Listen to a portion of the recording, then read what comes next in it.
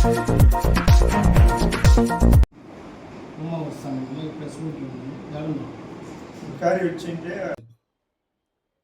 దశ 16 రాష్ట్రాలు 3 కేంద్ర పాలిత ప్రాంతాలలో సరి ప్రక్రియ జరుగుతూ ఉంది. ఇప్పటిదాకా 2 దశలలో జరిగినటువంటి ఈ సరి ప్రక్రియ వల్ల జరిగినటువంటి 6 రాష్ట్రాల్లో ఎన్నికల ఫలితాలు పరిశీలించిన తర్వాత 6,50,00,000 ఓట్లన్నీ కూడా ఓటర్ లిస్ట్ నుంచి తొలగించబడినాయి. అంటే ఓటు హక్కు ఉన్నటువంటి వారు ఓటర్ లిస్టు జాబితాలో లేకుండా పోవడం అనేటువంటిది ఒక దుర్మార్గమైనటువంటి కుట్ర జరుగుతూ ఉంది.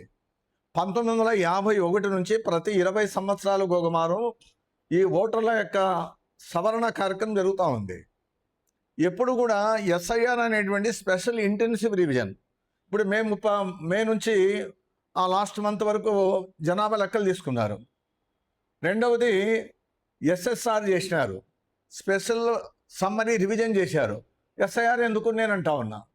అందుకని ఎస్ఐఆర్ పేరు మీదుగా ఓటర్ లిస్ట్ నుంచి ఓటర్లు తొలగించేటువంటి ప్రక్రియ అనేటువంటిది దీన్ని తీవ్రంగా తప్పుపడతా ఉన్నాం, దీన్ని ఖండిస్తూ ఉన్నాం. దీనివలన ఎవరు గెలవాలో ఎవరు ఓడిపోవాలో వారిని నిర్ణయిస్తూ ఉన్నారు. ఒకప్పుడు ఓటర్లు ఎవరికి ఓటు వేయాలనేటువంటి రోజులు ఉండేటివి. కానీ ఇప్పుడు అధికారంలో ఉన్నటువంటి ప్రభుత్వాలు ఏం చేస్తూ ఉన్నాయి, ఎవరు ఓటు ఏ రకంగా మనం ఓటు వేసుకోవాలి అనేటువంటి దశలు చేరుకున్నారు. ఇప్పుడు ఓటు హక్కు అనేది ఎట్లా, వాళ్ళంతా కూడా ఎన్నికల అధికారులు ఇంటికి వచ్చి ఓటు నమోదు చేసే కార్యక్రమం జరుగుతూ ఉండేది ప్రక్రియ. ఇప్పుడేమైంది, ఓటర్ అనేటువంటి వాడే నాను ఓటు హక్కును నిరూపించుకునేటువంటి పరిస్థితుల్లో ఇవాళ వీధుల పాలవుతా ఉన్నాడు. ఏ రకమైనటువంటి కార్యక్రమం ఇది? అందుకని ప్రధానంగా అస్సాంలో ఇవాళ 6 రాష్ట్రాల్లో ప్రధానమైనటువంటి అస్సాంలో మరి ఎస్ఐఆర్ చేయలేదే, స్పెషల్ ఇంటెన్సివ్ రివిజన్ అక్కడ ఎందుకు చేయలే? స్పెషల్ రివిజన్ మాత్రమే అక్కడ చేసినారు కదా. మరి నీకు భారతదేశం వల్ల చాలా కీలకమైనటువంటి రాష్ట్రం కదా. అక్కడంతా కూడా పెద్ద ఎన్ఆర్సీ అనేటువంటిది అక్కడే కదా పుట్టిండేది, నేషనల్ రిజిస్టర్ ఆఫ్ సిటిజన్స్ అనేటువంటిది అక్కడే కదా ఉండేది. మరి ఎందుకు పెట్టారు అక్కడ? ఆనాటి కాలంలో స్వాతంత్రం వచ్చిన తర్వాత అటు నుంచి ఇటు నుంచి అటు వలసలు పోయినటువంటి ప్రాంతం. అందుకే ఎన్ఆర్సీని పెట్టారు, డిటెన్షన్ సెంటర్ కూడా అక్కడే పెట్టారు. మళ్ళీ ఎన్ఆర్సీలో ఇప్పుడంతా కూడా 12,000 ఖర్చు పెట్టి సర్వే చేసిన తర్వాత 19 లక్షలు మొత్తం అంతా కూడా వాళ్ళ ఓటర్ లిస్టులో లేరు, ఎన్ఆర్సీలోకి రావడం లేదు. వాళ్ళు 19 లక్షల్లో ఎంతమంది ఎవరు ఉన్నారు? 14 లక్షల మంది అంతా కూడా హిందువులు ఉన్నారు, 5 లక్షల మంది ముస్లింలు. మరి అక్కడున్న 3వ దఫా ఇప్పుడు అధికారంలోకి వచ్చింది కదా అప్పుడు భారతీయ జనతా పార్టీ. మరి అక్కడ వాళ్ళు ఎందుకు ఈ కార్యక్రమాన్ని చేపట్టడంలే? అందుకని వాళ్ళ సిఐఏ, ఎన్ఆర్సీ, ఎన్పిఆర్ అనేటువంటిది ఏదైతే చట్టం చేసి భారతదేశంలో అమలుపరచడానికి ప్రయత్నం చేసినారో ఇప్పుడు దాన్ని వెనక్కు నెట్టగలిగినాం. లౌకిక శక్తులు, ముస్లింలు, దళితులు అందరూ కూడా పెద్ద ఎత్తున రోడ్లపైకి వచ్చి నిరసన వ్యక్తం చేయడం ద్వారా వాళ్ళు అమలుపరచలేకపోయారు. ఇప్పుడు దొడ్డిదారుణ మరి అమలుపరుస్తూ ఉన్నారు. ఎస్ఐఆర్ అనేటువంటిది కన్ఫ్యూజ్, ఇది అర్థం కానటువంటి పదాన్ని తీసుకొని వచ్చి ఇవాళ ప్రజలపైన ఈ భారాన్ని వేస్తూ ఉన్నారు. అర్థం కావడంలో ఎస్ఐఆర్ అనేటువంటిది. అందుకే ఈ 16 రాష్ట్రాలు 3 కేంద్ర పాలిత ప్రాంతాలు 3వ దఫా ఇదంతా జరుగుతోంది ప్రక్రియ. అంటే ఈ రకంగానే చేస్తే టోటల్గా భారతదేశంలో 20 కోట్ల ఓట్లంతా కూడా గల్లంతయ్యే ప్రమాదం ఉంది. భారతదేశ జనాభా 147 కోట్లుంటే ఓటర్లు జనాభా పెరుగుతా అంటే ఓటర్లు పెరగాలి. జనాభా ఓటర్లు ఏ రకంగా తగ్గిపోతారు అంటే ఇంటెన్షన్గానే వీళ్ళకు వాళ్ళు తగ్గిస్తా ఉన్నారు. ఇవాళ జ్ఞానేష్ కుమార్ ఎవరు? చీఫ్ ఎలక్షన్ కమిషనర్, భారతీయ ఎన్నికల సంఘం chief election commissioner. Amit Shah హోంమంత్రి సాష్టాంగ నమస్కారం చేస్తున్నాడు, సాగిలపడ్డాడు, కాళ్ళు మొక్కుతా ఉన్నాడు. ఇట్లాంటి వారు ఏం చేయగలుగుతారు నేను అంటా ఉన్నా. జ్ఞానేష్ కుమార్ అనేటువంటి వారు ఒక ప్రధాన అధికారి, చీఫ్ ఎలక్షన్ కమిషనర్. అతను హోంమంత్రి కాళ్ళు మొక్కేటువంటి వారు భారత ప్రజలకు ఏ రకమైనటువంటి న్యాయం చేయగలుగుతాడు నేను అంటా ఉన్నా. ఒక్కొరు ఒక రకమైనటువంటి మాట మాట్లాడతారు. విదేశాంగ శాఖ మంత్రి ఏమంటాడు ఆయన? పౌరసత్వం అనేటువంటిది ప్రయాణానికి ఉపయోగపడుతుంది అంటాడు.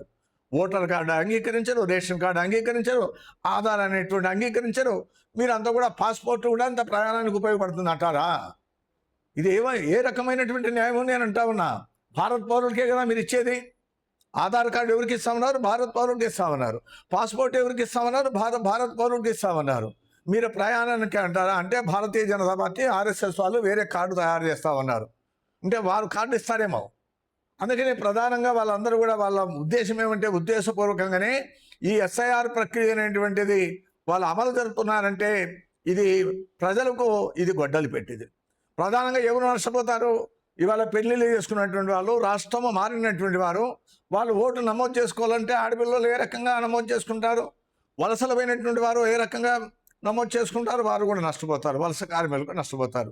దళితులు, ఆదివాసీలు చదువు రాదు, ఏ రకంగా వాళ్ళు చేసుకుంటారు, వాళ్ళు ముస్లిం మైనార్టీలు, ఇతర గల్ఫ్ కంట్రీస్ వెంటారు, వాళ్ళ ఏ రకంగా పాస్పోర్ట్ చేసుకుంటారు, ఓటర్ కార్డు ఉండాలి కదా. అందుకని వీళ్ళందరూ కూడా నష్టపోయేటువంటి ప్రమాదం ఉంది. అందుకని ప్రభుత్వాలు ఇవన్నీ కూడా వాళ్ళు చేస్తున్నటువంటి ప్రక్రియను మేము తప్పుపడతా ఉన్నాం. ఇదివరకే కలెక్టర్ కూడా మేము అర్జీ ఇవ్వడం జరిగింది. మా డిమాండ్ ఏమంటే 2002ను ప్రామాణికంగా తీసుకోవడమే తప్పు.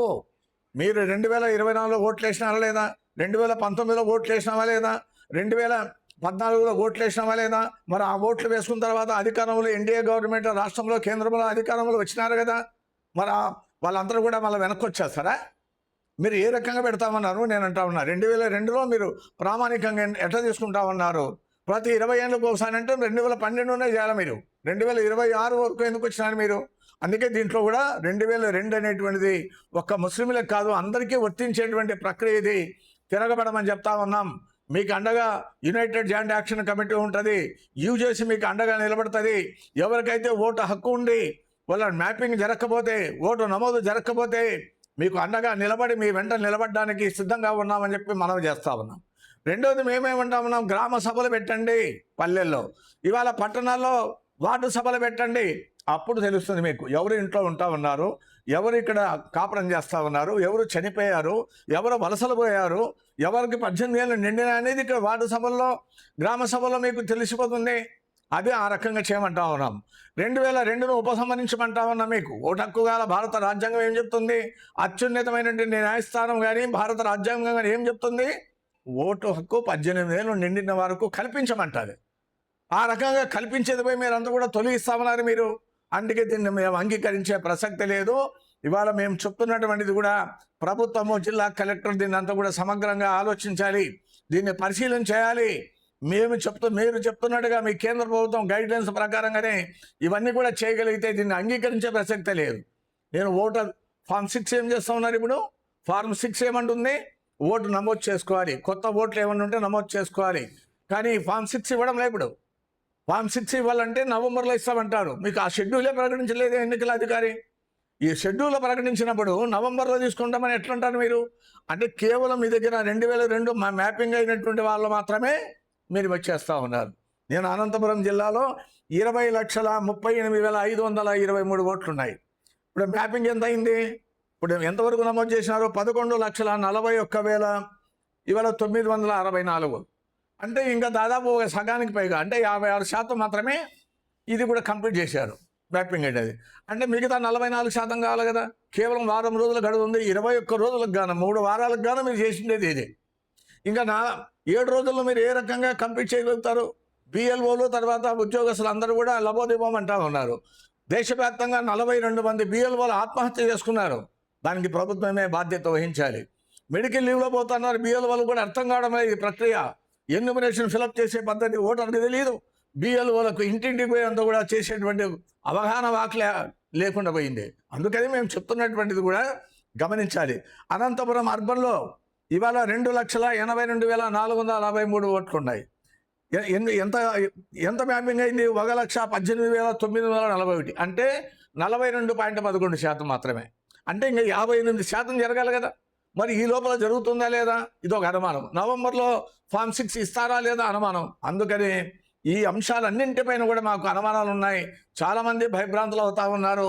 ఈ విషయానికి సంబంధించి, ఓటు నమోదు కార్యక్రమానికి సంబంధించి ఓటర్ లిస్టులో పేరున్నా వాళ్ళ ఓటు తొలగిస్తే, అదేవిధంగా కొత్త ఓట్లు నమోదు చేసుకోకుండా 18 నిండిన ఓటు హక్కు కల్పించకపోతే కూడా తీవ్ర ప్రతిఘటన ఉంటుంది. రాష్ట్రంలో కేంద్రంలో ఉండే ప్రభుత్వాలకు వ్యతిరేకంగా మిలిటెంట్ ఉద్యమాలకు కూడా సిద్ధపడుతున్నామని చెప్పి ఈ ప్రభుత్వాలకి హెచ్చరిక చేస్తా ఉన్నాం.